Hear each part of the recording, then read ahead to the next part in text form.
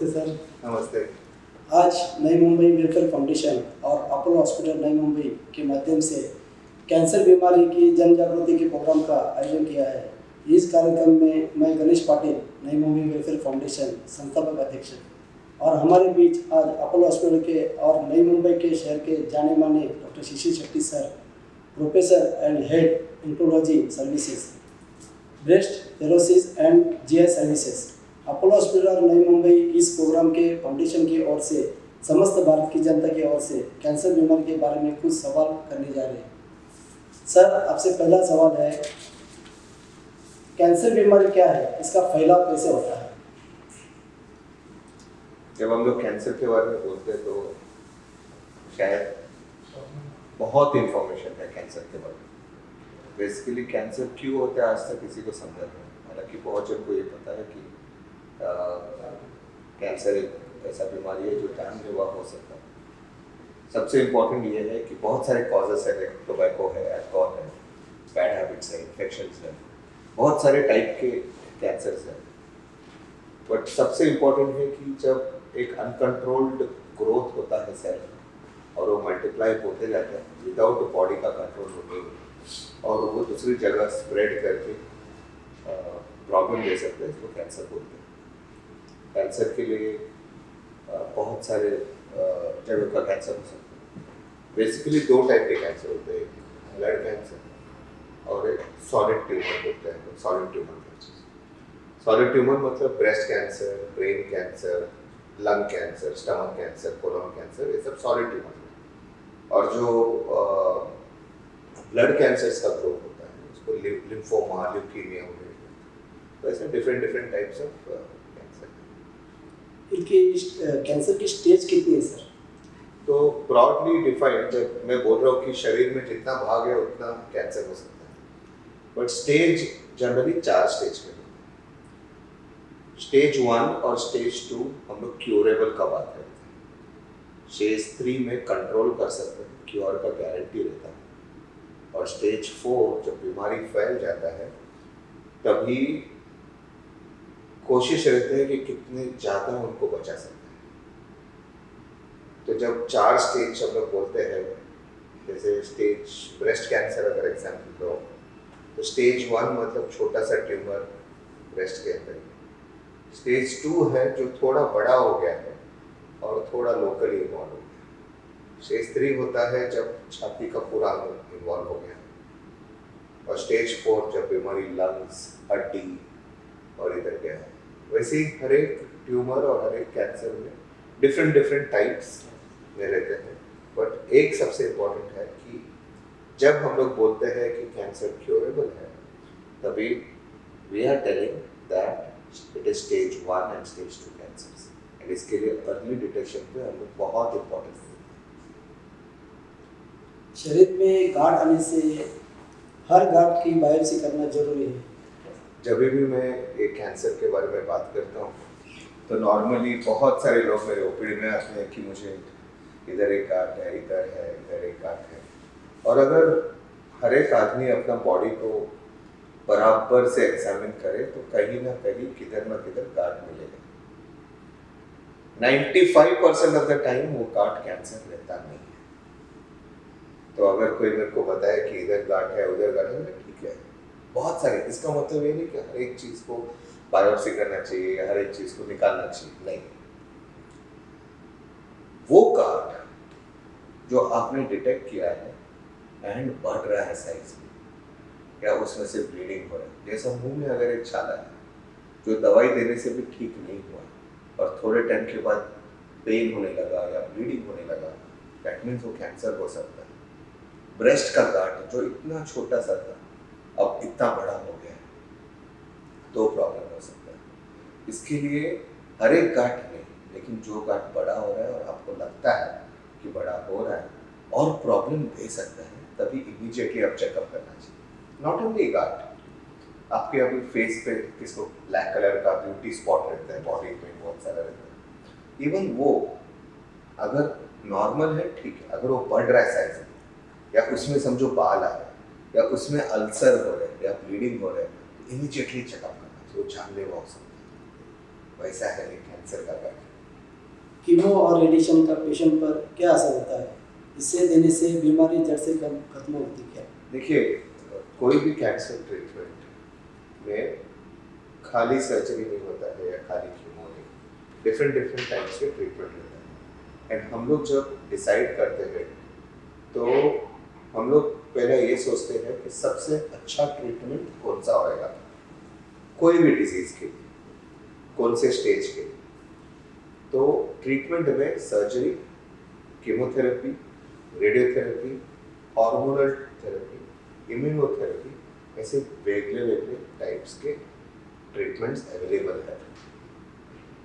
हर एक चीज़ के लिए सर्जरी नहीं लगता है, कभी सर्जरी पहले करते हैं तो कभी सर्जरी बाद में करते हैं।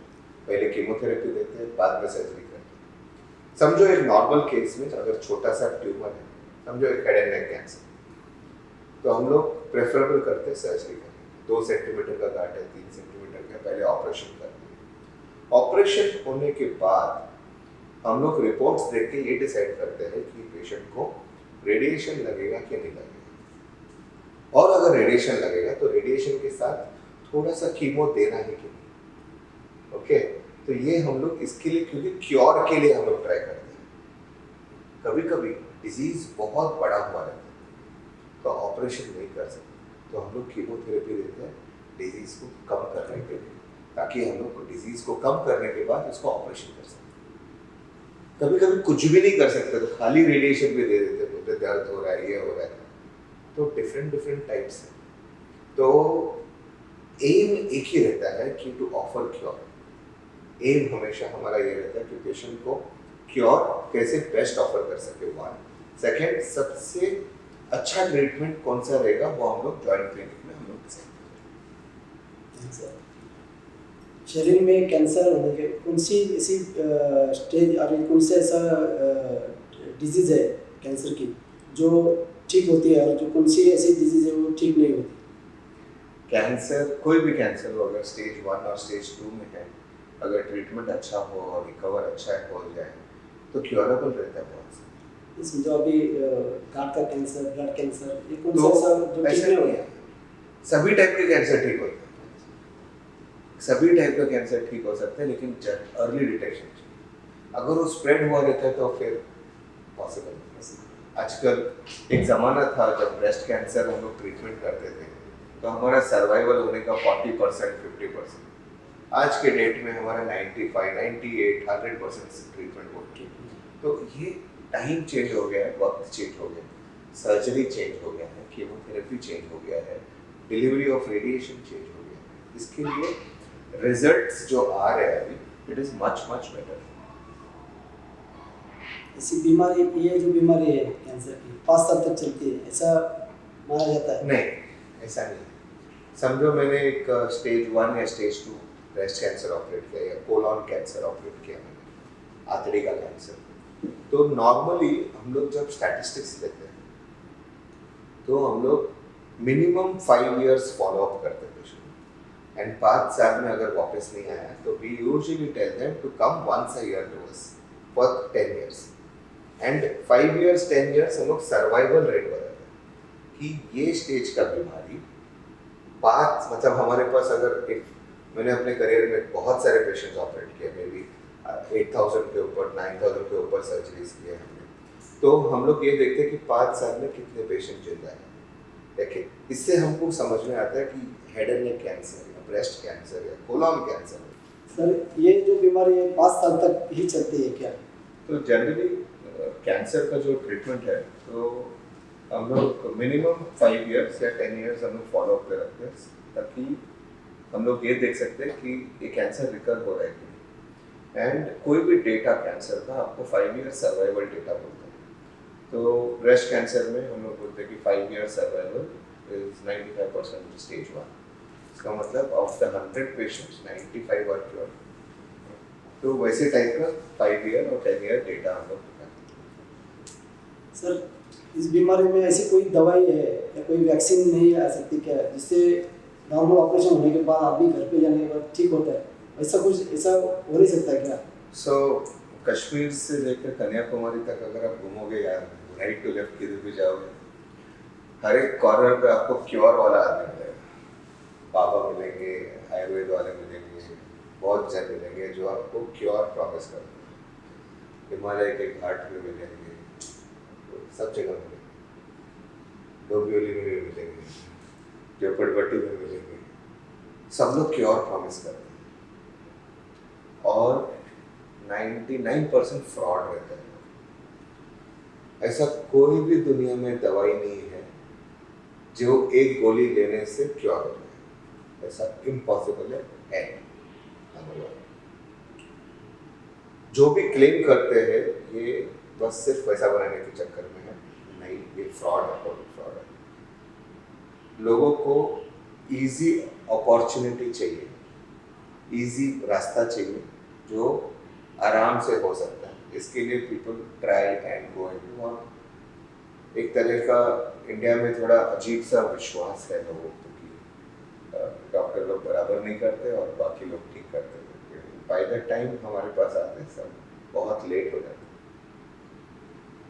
है। Economic status also is a problem.